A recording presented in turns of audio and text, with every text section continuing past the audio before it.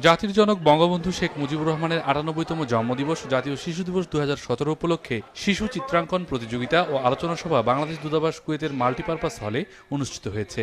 দূতাবাসের প্রথম সচিব মোহাম্মদ জহিরুল ইসলাম খান চিত্রাঙ্কন প্রতিযোগিতার উদ্বোধন করেন। আলোচনা সভায় সভাপতিত্ব করেন কুয়েতে বাংলাদেশের রাষ্ট্রদূত SM আবুল কালাম। বাগেরহাট ১ আসনের সংসদ সদস্য শেখ হেলাল উদ্দিন এমপির ওমরা পালনের জন্য সৌদি আরব আগমন উপলক্ষে জেদ্দাস্থ রয়্যাল টার্মিনালে ভিআইপি লাউঞ্জে উষ্ণ অভ্যর্থনা জানান জেদ্দা আওয়ামী লীগ ও অঙ্গ সংগঠনের নেতৃবৃন্দ।